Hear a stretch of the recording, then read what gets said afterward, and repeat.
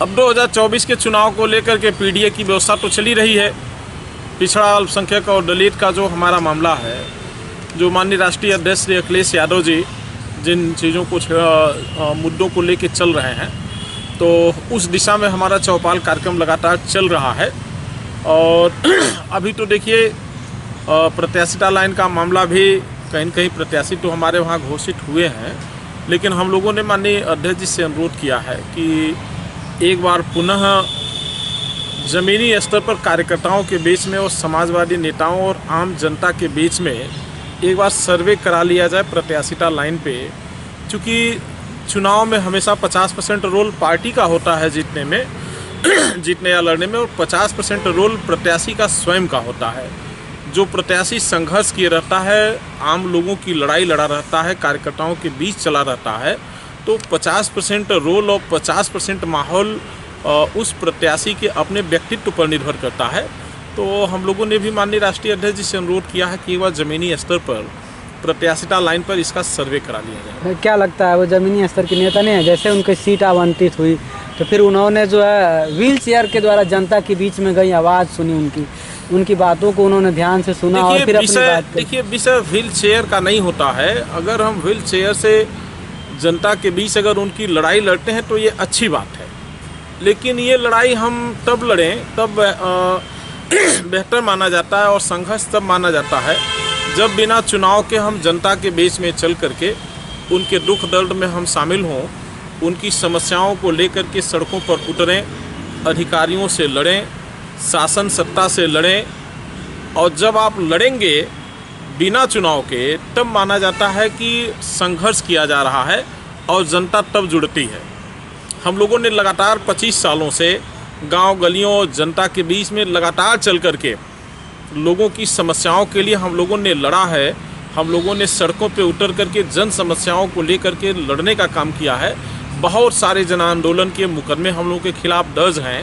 तो कहीं न कहीं जो संघर्ष होना चाहिए वो सतह पर होना चाहिए, जनता के बीच में होना चाहिए, लोगों के बीच में होना चाहिए, तो उसको लड़ाई मानी जाती है। नेताजी, आज की डेट में देखा जाए तो विपक्ष में सपा सबसे मजबूत पार्टी मानी जा रही है। सीट आवंटन को लेकर के इतनी बड़ी कमी कैसे हो जा रही है? आप लोग लगा रहे हैं कि सीट आवंटन में कुछ कमियां हैं। हाँ, देखिए सीट जहाँ तक प्रत्याशिता लाइन का मामला है वो नेतृत्व हमारा तय करता है, लेकिन सदियों से परंपरा आप लोगों ने देखा है, सदियों की परंपरा रही है, साजिशों की परंपरा, कि अक्सर लोकल के जिन नेताओं पर राष्ट्रीय नेतृत्व का भरोसा होता है वो कहीं न कहीं अक्सर राष्ट्रीय नेतृत्व को धोखा देते हैं। लोग उस भरोसे को लोग तोड़ते हैं और अपने ईगो को सेटिस्फाई करते हैं, और निजी स्वार्थों में कि उनका ईगो सेटिस्फाई हो, उनका ईगो बढ़े, और वो व्यक्तिगत लाभ के चक्कर में व्यक्तिगत अपनी पहचान बनाने के लिए,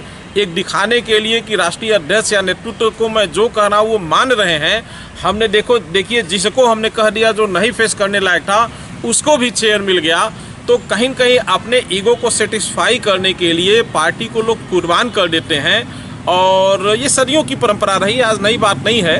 तो यही कहीं न कहीं हो रहा है, नेतृत्व को कहीं न कहीं मिसगाइड किया जा रहा है, नेतृत्व को कहीं न कहीं धोखा दिया जा रहा है। ऐसा तो नहीं है कि बहुत सारी पार्टियों में ऐसा कहा जाता है कि मोटी रकम के हिसाब से प्रत्याशियों का चुनाव होता है? देखिए, समाजवादी पार्टी में रकम की कोई परंपरा नहीं रही है।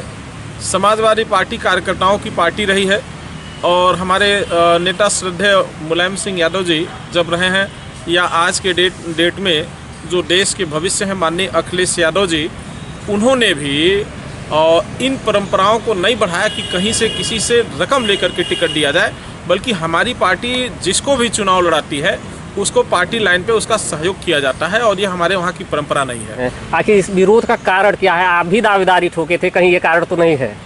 और देखिए, हमारा विरोध नहीं है। हम लोग ये जहाँ आप खड़े हैं, ये विश्वविद्यालय हमारी कर्मभूमि रही है। हम लोग छात्र संघ की राजनीति से निकले हैं, इसी छात्र संघ की राजनीति में हम लोग निर्वाचित पदाधिकारी रहे हैं। तो कहीं न कहीं हम लोग मैनेज करना नहीं सीखे, और झूठ बोलना भी कहीं न कहीं हम लोगों ने नहीं सीखा। हम लोग की कर्मभूमि ये अपना विश्वविद्यालय है, छात्रों की जहाँ लड़ाई लड़े। हम लोग की कर्मभूमि आपका जो दीवानी कचहरी गोरखपुर है वो भी हम लोग की कर्मभूमि है, वहाँ भी हम लोग रजिस्टर्ड अधिवक्ता हैं। हम लोग की कर्मभूमि पूरा जिला है जहाँ पे हम लोगों ने लगातार लोगों की लड़ाई लड़ा है। हम लोग निर्वाचित 5000 वोटों से मैं जिला पंचायत सदस्य रहा हूँ, भाभी हमारी 3 बार ग्राम प्रधान रही हैं। और हम लोगों ने हमेशा, मैं 8 साल तक आप लोगों की तरह पत्रकारिता भी किया हूँ प्रिंट मीडिया में, तो हम लोगों ने लड़ने का काम किया है। तो हम जो कोर्ट, चूँकि कोर्ट से भी हम लोगों का जुड़ाव लगाव है, तो हमारा ये आरोप नहीं है। हम कहीं न कहीं अपने नेता से पुनर्विचार या पुनः एक बार नए सिरे से सर्वे करने का हमने अनुरोध किया है। हमारा कोई आरोप नहीं है। हम लोग माननीय राष्ट्रीय अध्यक्ष जी के सिपाही हैं। उनका अंतिम निर्णय जो भी होगा, जो भी उनका आदेश निर्देश होगा, अपने माननीय राष्ट्रीय अध्यक्ष जी के आदेश का अक्षरशः हम लोग पालन करेंगे। हाल ही में आपने एक मीडिया संस्थान के चैनल पे आपने बात किया, उसमें आप ये कह रहे हैं कि मंदिर से प्रत्याशी तय किए गए हैं। इसके पहले समाजवादी पार्टी बीएसपी पर ये आरोप लगाती थी कि बीएसपी के जो प्रत्याशी हैं वो भाजपा तय करती हैं। आप भी ऐसा आरोप लगा रहे हैं, क्या बात? देखिए, मंदिर से कोई तय नहीं हुआ। ये मैंने नहीं कहीं कहा कि मंदिर से हमारा प्रत्याशी तय हो रहा है। हमने ये कहा कि 1-2 लोग ऐसे हैं जिनमें राष्ट्रीय अध्यक्ष का आज के समय में भरोसा है। वो लोग कहीं न कहीं सत्ता से मैनेज होकर के पार्टी के माहौल को खराब करने के लिए पार्टी नेतृत्व को दिग्भ्रमित कर रहे हैं। और ये सच्चाई है। समाजवादी पार्टी जनपद गोरखपुर का एक-एक कार्यकर्ता और एक-एक नेता इस बात को बखूबी जानता है कि कहीं न कहीं वो निजी स्वार्थ के लिए हमारे राष्ट्रीय नेतृत्व को कहीं न कहीं दिग्भ्रमित करने का काम कर रहे हैं।